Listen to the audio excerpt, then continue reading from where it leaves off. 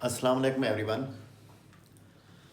आज हम पढ़ते हैं एटॉमिक मास से रिलेटेड जुड़ी सारी टर्म्स, जिनमें है एटॉमिक मास नंबर क्या होता है, एटॉमिक मास क्या होता है, रिलेटिव एटॉमिक मास क्या होता है, फ्रैक्शनल एटॉमिक मास क्या होता है, क्यों लेते हैं, ग्राम एटॉमिक मास क्या होता है, या मोलर मास ऑफ एटम किसे कहते हैं। इन सारी चीज़ों को आज के टॉपिक में हम क्या करेंगे, कवर करेंगे। देखिए, जो एटॉमिक मास है, पहले तो ये देख लें इनके यूनिट क्या होते हैं। एटॉमिक मास का कोई यूनिट, एटॉमिक मास नंबर का कोई यूनिट नहीं होता, हैव ए नो यूनिट। जो एटॉमिक मास है इसका यूनिट होता है AMU। रिलेटिव एटॉमिक मास का भी यूनिट नहीं होता, कोई यूनिट नहीं है, लेकिन हम AMU ले लेते हैं, लेकिन इसका यूनिट नहीं होता। इनको हम डिटेल से आगे क्या करेंगे, स्टडी करेंगे। फ्रैक्शनल एटॉमिक मास का यूनिट क्या होगा, AMU। ग्राम एटॉमिक मास या मोलर मास ऑफ एटम का जो यूनिट होगा वो होगा ग्राम। अब हम देखते हैं कि एटॉमिक मास नंबर क्या होता है। ये तो सिंपल सी बात है कि एटॉमिक मास नंबर होता है नंबर ऑफ प्रोटॉन जमा न्यूट्रॉन्स। ये प्रोटॉन्स और न्यूट्रॉन्स की क्या होती है, तादाद होती है। और ये हम कोई भी एलिमेंट हो उसकी जो सिंबॉलिक रिप्रेजेंटेशन होती है उसके ऊपर इसको मेंशन करते हैं। ये इसका एटॉमिक नंबर है, ये इसका एटॉमिक मास नंबर है। और एटॉमिक मास नंबर क्या होगा, नंबर ऑफ प्रोटॉन जमा नंबर ऑफ न्यूट्रॉन्स। अब ये एटॉमिक मास क्या होता है। एटॉमिक मास हम कहते हैं the mass of one atom of any element.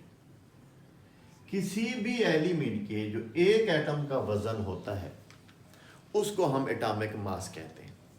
लेकिन जो एटम है ये एक्सट्रीमली स्मॉलेस्ट पार्टिकल है और इसका जो मास होता है वो भी एक्सट्रीमली स्मॉलेस्ट वेट में क्या होता है, उसका शुमार होता है। एक्सट्रीमली स्मॉलेस्ट पार्टिकल है और उसका जो मास है वो भी न होने के बराबर होता है। अब इनके एटॉमिक मास को मालूम करने के लिए मुख्तलिफ साइंटिस्ट काम कर रहे थे, जिनमें John Dalton, Berzelius, Lavoisier and Cannizzaro, Avogadro, ये मुख्तलिफ साइंटिस्ट इस पे काम कर रहे थे। लेकिन जो modern system of atomic mass था वो इंस्टीट्यूट किया गया, एस्टेब्लिश किया गया 1961 के अंदर। देखिए, हमारे पास 118 के करीब एलिमेंट है और उनके नियर अबाउट लगभग 280 के करीब नेचुरल अकरिंग आइसोटोप्स। साइंटिस्ट ने, केमिस्ट ने यह सोचा कि इन 118 एलिमेंट में से कोई ऐसा एलिमेंट चूज किया जाए जिसके मास को हम एज ए स्टैंडर्ड मास के तौर पे ले सकें, जिसके मास को हम एज ए स्टैंडर्ड मास के तौर पे ले सकें और बाकी जितने भी एलिमेंट होंगे उनके एटॉमिक मास को इस स्टैंडर्ड के कंपैरिजन में हम क्या करेंगे, एटॉमिक मास देंगे। अब वो कौन सा एलिमेंट होगा, उसकी कौन कौन सी खसूसियात होंगी जिसको हमने स्टैंडर्ड के तौर पे लेना है। ऐसे नहीं है कि हमने एक को पिक कर लिया, पिक एंड चूज पे काम नहीं किया गया कि एक को उठा के हमने स्टैंडर्ड मान लिया। इसके लिए साइंटिस्ट ने मुख्तलिफ कुछ 5 प्रॉपर्टीज क्या दी, तरतीब दी। कहा गया कि जो एलिमेंट इन 5 प्रॉपर्टीज पे पूरा उतरेगा, रखता होगा, उसके मास को हम स्टैंडर्ड मास लेंगे। तो फर्स्ट ऑफ ऑल हम स्टडी करते हैं standard element for atomic masses, कि किस एलिमेंट के एटॉमिक मास को हमने एज ए स्टैंडर्ड मास लेना है। तो उसकी जो पहली खसूसियात रखी गई वो ये थी कि इजीली अवेलेबल हो, हमारी सराउंडिंग के अंदर वाइडली डिस्ट्रीब्यूटेड हो, इजीली अवेलेबल हो। ये ना हो कि हमने रिएक्शन करना है, हमने कोई केमिकल रिएक्शन यहाँ पे करना है और हमें जाना पड़े किसी बाहर के मुल्क में उसको लेने की खातिर, इजीली अवेलेबल हो। दूसरी बात क्या थी कि नॉट ए वेरी रिएक्टिव, बहुत ज़्यादा रिएक्टिव ना हो। ऐसे ना हो कि हम उसका रिएक्शन करें और उसका रिएक्शन क्या हो जाए, अनकंट्रोलेबल हो जाए। हम अपनी मर्जी के मुताबिक जब चाहें जैसे चाहें उसका क्या करा सकें, रिएक्शन करा सकें। तीसरी जो उसकी खसूसियात थी वो ये थी कि वो बहुत इनर्ट ना हो। ये ना हो कि हम उसे रिएक्शन करवाएं और रिएक्शन ना करें, रिएक्शन करे लेकिन मॉडरेट वे से। और चौथी उसकी प्रॉपर्टी ये थी कि उसके सिंगल एटम को, isolation of single atom should be possible, उसके सिंगल एटम को आइसोलेट हम कर सकें। और जो फिफ्थ प्रॉपर्टी थी कि वो मोनो एसिटोपिक हो, यानी कि दूसरे लफ्जों में उसका कोई एसिटोप ना हो। तो इन 5 प्रॉपर्टीज पे, इन 5 खसूसियात पे, इन 118 एलिमेंट्स को, उनके एटम्स को 1 बाई 1 जांचा गया, परखा गया, चेक किया गया। हम बात कर लेते हैं हाइड्रोजन की। अगर हम हाइड्रोजन को देखें तो इजीली अवेलेबल तो है, पानी के अंदर बहुत ज्यादा पाई जाती है, लेकिन उसका सिंगल एटम को आइसोलेट करना इम्पॉसिबल है। अगर हम कर भी लें तो वो बहुत ज्यादा रिएक्टिव है, उसका रिएक्शन अनकंट्रोलेबल है और उसके आइसोटोप्स भी क्या करते हैं, एग्जिस्ट करते हैं। अगर हम हीलियम की बात करते हैं तो इजीली अवेलेबल नहीं है। अगर हम उसको कहीं से ढूंढ भी लें तो वो इनर्ट है, रिएक्शन नहीं करती। ये इसी तरीके से अगर हम लिथियम को देखें तो इजीली अवेलेबल नहीं है, लेकिन बहुत ज्यादा क्या है, रिएक्टिव है। यही हाल बरीलियम का है। नाइट्रोजन को देखें तो उसका सिंगल एटम को हम आइसोलेट नहीं कर सकते, अगर करें भी सही तो बहुत ज्यादा रिएक्टिव है। यही हाल किसका है, ऑक्सीजन का है। इसी तरीके से चेक करते करते अगर कोई एटम पूरा उतरा तो वो कार्बन का था, जो इन 5 खसूसियात पे पूरा उतरता था। तो कार्बन के एटम को स्टैंडर्ड के तौर पे लिया गया, उसके मास को स्टैंडर्ड एटम के तौर पे क्या किया गया, स्टैंडर्ड मास के तौर पे लिया गया। और याद रहे कि जब ये प्रॉपर्टीज असाइन की जा रही थी उस वक्त कार्बन के आइसोटोप्स डिस्कवर नहीं हुए थे। तो इस तरीके से कार्बन के एलिमेंट को, उसके मास को हम लेते हैं as a standard atomic mass के तौर पे।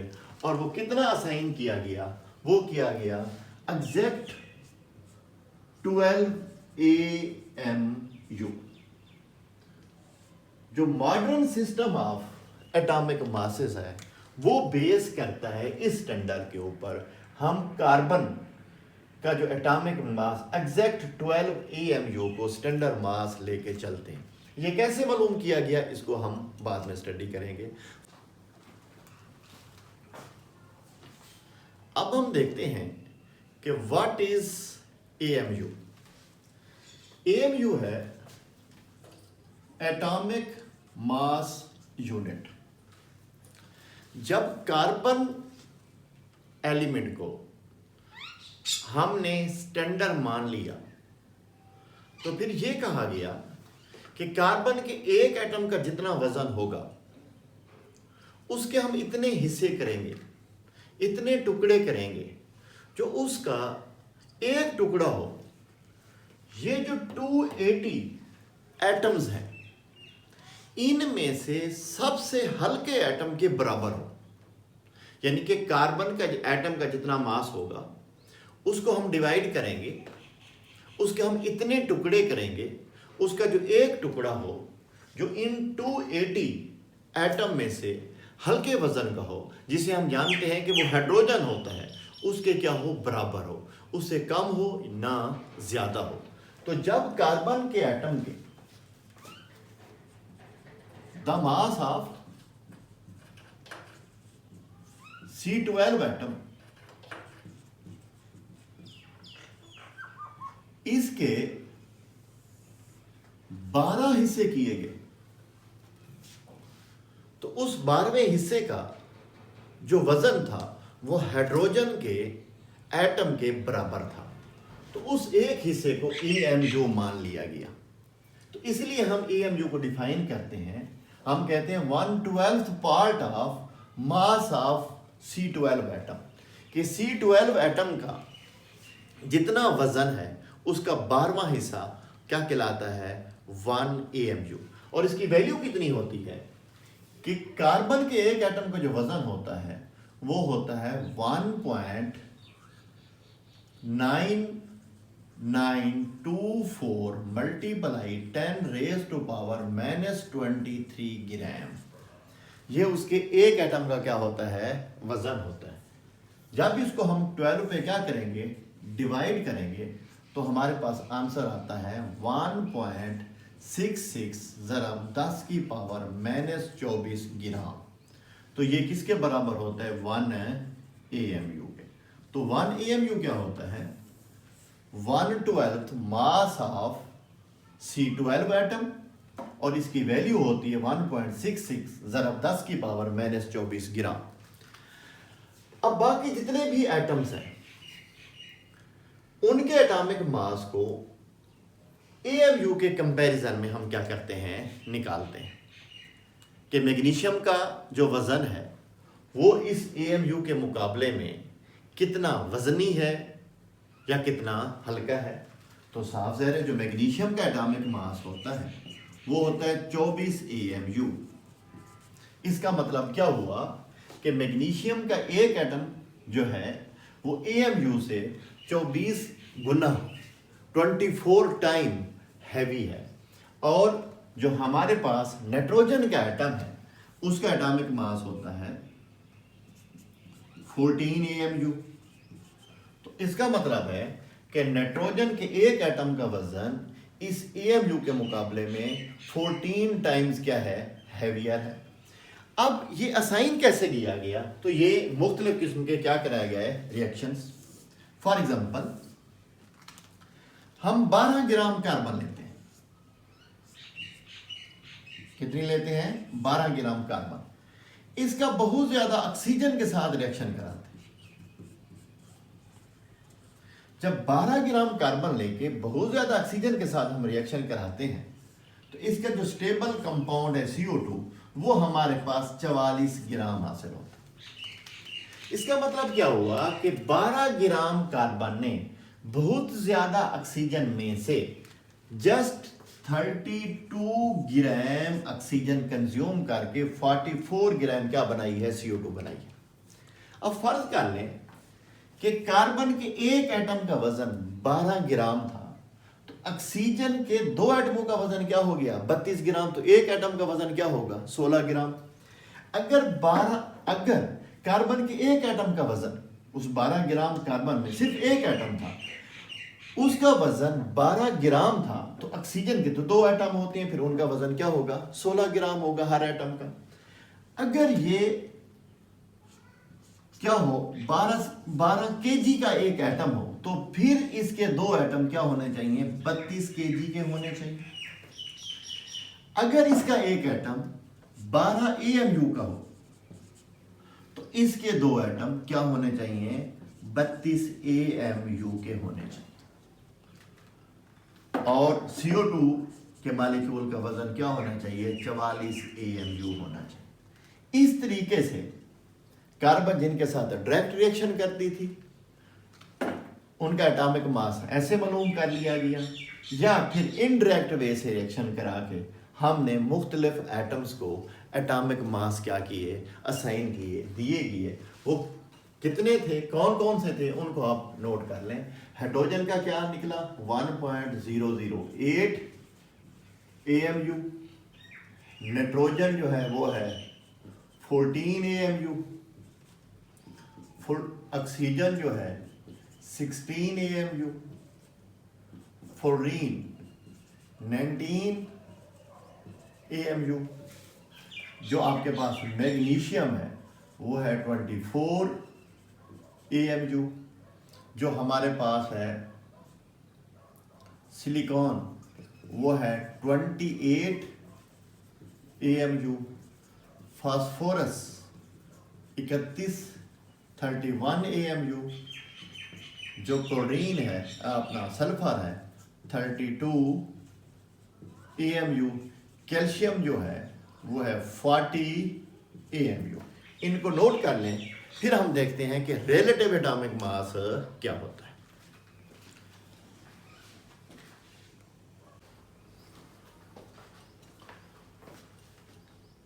अब हम ये देखते हैं कि what is relative atomic mass. Relative atomic mass ratio होती है किसकी? Mass of one atom of any element over 1/12 mass of C12 atom, या इसे आप कहेंगे mass of one atom of any element over AMU, या इसको आप यूं लिख सकते हैं the mass of one atom of any element over 1.66 जरा 10 की पावर -24 ग्राम। साफ ज़ाहिर है जो मास ऑफ वन एटम होगा वो भी ग्राम्स में होगा, और ये भी क्या है ग्राम्स में, तो ग्राम ग्राम से क्या हो जाएगा कैंसिल। इसलिए हम कहते हैं कि रिलेटिव एटॉमिक मास का कोई यूनिट नहीं होता, लेकिन हम एटॉमिक मास या रिलेटिव एटॉमिक मास का यूनिट AMU लेके चलते हैं, कैलकुलेशन कर लेते हैं। और कंसेप्चुअली देखा जाए तो relative atomic mass has no unit, इसका कोई यूनिट नहीं होगा। ये रेशो होगी किसकी? कार्बन किसी भी एलिमेंट के एक एटम का वजन, उसको डिवाइड करेंगे किसके साथ? 1/12 mass of C12 atom, that's called relative atomic मास। उसके बाद हम देखते हैं कि what is gram atomic mass. Gram atomic mass क्या होता है? देखिए जी, जो हमारे पास ग्राम एटॉमिक मास है वो होता है द मास ऑफ 6.022 ज़रब 10 की power 23 atoms of that element. उस एलिमेंट के 6.022 ज़रब 10 की पावर 23 एटम्स का वजन, जो हमारे पास ग्राम एटॉमिक मास है, ग्राम एटॉमिक मास, जो ग्राम एटॉमिक मास होता है ये होता है द मास ऑफ 6.022 ज़रब 10 की पावर 23 एटम्स। ये किसी भी एलिमेंट के इतने एटमों का क्या होता है? वजन होता है। फॉर एग्जांपल कार्बन ले लें, सोडियम, कैल्शियम। अब कार्बन का एटॉमिक मास क्या होता है? 12 AMU। सोडियम का क्या होता है? 23 AMU। ये एटॉमिक मास है AMU में। इसका क्या होता है? 40 AMU। अब ये इनके एटॉमिक मास AMU में है। अब इनके एक एटम का वजन ग्राम में कितना होगा? वो होगा 12। हम AMU की वैल्यू पुट कर देंगे 1.66 ज़रब 10 की पावर -24 ग्राम। इसका क्या होगा? 23 ज़रब 1.66 ज़रब 10 की पावर -24 ग्राम। ये जो है ये सोडियम के एक एटम का वजन होगा ग्राम्स में, और ये सोडियम का एक एटम का वजन है AMU में। इसी तरीके से 40 हम AMU की वैल्यू पुट कर देंगे 1.66 ज़रब 10 की पावर -24 ग्राम। ये कैल्शियम के एक एटम का वजन ग्राम में है, ये कैल्शियम के एक एटम का वजन AMU में है। हमें चाहिए gram atomic mass. Gram atomic mass क्या होता है? ग्राम एटॉमिक मास होता है 6.022 ज़रब 10 की पावर 23 एटम का वजन। अब ये इसके एक एटम का वजन है 12 ज़रब 1.66 ज़रब 10 की पावर -24 ग्राम। ये एक एटम का वजन है, और हमें चाहिए उसके 6.022 ज़रब 10 की पावर 23 एटम्स का वजन। तो जब इसको ज़रब देंगे तो ये और ये कैंसिल, क्या आ जाएगा 10 की पावर -1। जब इसको इसके साथ मल्टीप्लाई करेंगे तो जवाब आएगा 10 ज़रब 12, और ये क्या है 10 की पावर -1। ये और ये क्या हो जाएगा कैंसिल, तो जवाब क्या बनेगा 12 ग्राम। यानी कि जो 12 ग्राम होगा वो कार्बन के 6.022 ज़रब 10 की पावर 23 एटम्स का वजन होगा, और जो हमारे पास 12 EMU है ये कार्बन के एक एटम का वजन है। इसी तरीके से जो हमारे पास सोडियम है उसके एक एटम का वजन कितना है, वो है हमारे पास 23 ज़रब 1.66 ज़रब 10 की पावर -24 ग्राम। ये उसके एक एटम का वजन ग्राम में है। हमें चाहिए उसके 6.022 ज़रब 10 की पावर 23 एटम्स का वजन। ये भी उसी तरीके से ये और ये कैंसिल, तो क्या आ जाएगा 10 की पावर -1, 10 की पावर -1 ये हो गया। इसको जब इसके साथ ज़रब देंगे तो ये होगा 10 और ये है 23, ज़रब देंगे तो ये और ये कैंसिल, तो क्या आ जाएगा 23 ग्राम। तो 23 ग्राम जो है ये सोडियम के 6.022 ज़रब 10 की पावर 23 एटम का क्या होगा वजन होगा। इसी तरीके से कैल्शियम क्या निकलेगा 40 ग्राम्स।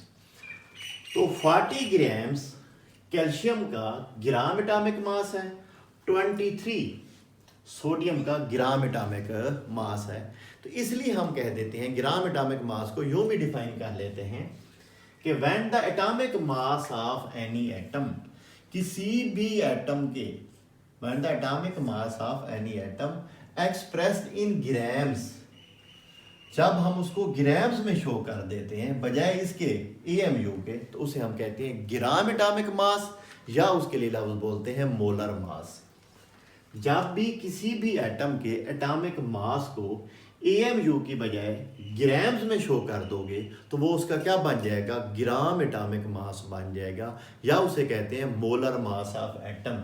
यानी कि मेरे पास कैल्शियम अगर मैं 40 EMU लिखूं तो ये उसका एटॉमिक मास होगा, अगर 40 ग्राम लिख दूं तो ये उसका क्या होगा मोलर मास, या हम उसे क्या कहेंगे gram atomic mass.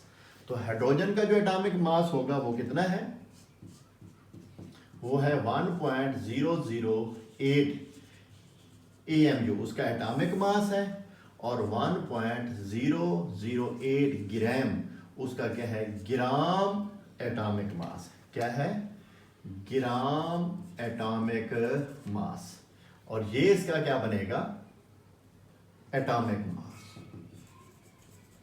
Atomic mass EMU में होगा, ग्राम एटॉमिक मास ग्राम में होगा। तो जो हमारे पास नाइट्रोजन का ये है 14 EMU और ये होगा 14 ग्राम। फ्लोरीन का क्या होगा 19 EMU, ये होगा 19 ग्राम। हमारे पास मैग्नीशियम का क्या होगा 24 EMU, ये होगा 24 ग्राम। हमारे पास फास्फोरस है, इसका क्या होगा 31 EMU, एटॉमिक मास 31 ग्राम जो है वो क्या होगा हमारे पास ग्राम एटॉमिक मास। इसी तरीके से हमारे पास जो पोटाशियम है उसका होगा 39 EMU एटॉमिक मास होगा, और 39 ग्राम उसका क्या होगा ग्राम एटॉमिक मास होगा। अब इस चीज को बेस बना के हम जो भी हमें जितने भी एटम्स देंगे उनके एटॉमिक मास को कैलकुलेट कर लेंगे। फॉर एग्जांपल वो हमें कहता है कि जी कार्बन के 10 की पावर 20 एटमों का वजन कितना होगा, तो हम लिखेंगे कि कार्बन का जो एक एटम का वजन है वो है 12 EMU। इन ग्राम कितना हो जाएगा 12 ज़रब EMU की वैल्यू पुट कर देंगे 1.66 ज़रब 10 की पावर -24 ग्राम। ये कार्बन के एक एटम का वजन ग्राम में होगा, और वो हमसे पूछ रहा है कितने एटमों का वजन बताएं वो हमें कह रहा है कि आप बताएं उसके 10 की पावर 20 एटम का वजन बता दें। कितना बता दें? 10 की पावर 20 अगर एटम हैं किसके, कार्बन के, उनका वजन कितना होगा? तो हम लिखेंगे एक एटम का वजन है 1.66 ज़रा 10 की पावर -24 ग्राम। हमें चाहिए उसके कितने एटमों का वजन? इतने एटमों का वजन। ज़रब दे देंगे तो क्या आ जाएगा? 12 ज़रब 1.66 ज़रब 10 की पावर -4, सॉरी ये आपस में क्या हो जाएंगे? कैंसिल। तो क्या आ जाएगा? 4 ग्राम आ जाएगा। ठीक है, तो ये कार्बन के क्या आ जाएगा? 10 की पावर 20 एटम का वजन आ जाएगा। वो हमसे कहता है कि मैग्नीशियम के 2 एटमों का क्या बता दें? वजन बता दें। तो साफ ज़ेरे मैग्नीशियम का जो एटॉमिक मास है वो है 24 AMU, 24 AMU। हम क्या करेंगे? AMU की वैल्यू पुट करेंगे 1.66 ज़रब 10 की पावर -24 ग्राम। और हमसे पूछ रहे हैं 2, तो 2 से क्या दे देंगे? ज़रब दे देंगे। 10 का पूछता है तो 10 से ज़रब दे देंगे, 20 से पूछता है तो 20 से ज़रब देंगे। जितने एटमों का पूछेगा हम इस तरीके से उनके एटम्स का वजन क्या कर लेंगे? कैलकुलेट कर लेंगे। जी, अब हम देखते हैं फ्रैक्शनल एटॉमिक मास के बारे में। देखिए, एक जो एटॉमिक मास नंबर है वो होल नंबर में होता है, लेकिन मोस्टली हम एटॉमिक मास जो है वो फ्रैक्शन में लेते हैं। जैसा कि क्लोरीन है उसका होता है 35.5, नियान का लेते हैं 20.18। ये क्यों लेते हैं? ये 2 वजूहात की बेस पे। फर्स्ट ऑफ ऑल क्या है कि number of isotopes, her element के मुख्तलिफ क्या हैं? आइसोटोप्स हैं, उनकी तादाद डिफरेंट है। और दूसरा उनके देखते हैं relative abundance of these isotopes. हर जो आइसोटोप्स है उसकी रिलेटिव अबंडेंस जो है वो मुख्तलिफ है उसके दूसरे आइसोटोप्स पे। तो इसको हम कैसे मेजर करेंगे? हम लेंगे एवरेज एटॉमिक मास या फ्रैक्शनल एटॉमिक मास जो होगा वो हम एक फार्मूला बना लेते हैं, x1 y1 जमा x2 y2 जमा x3 y3 and so on divided by 100। x1 क्या होगा? Atomic mass of one isotopes, and y1 क्या होगा? Relative abundance of isotopes.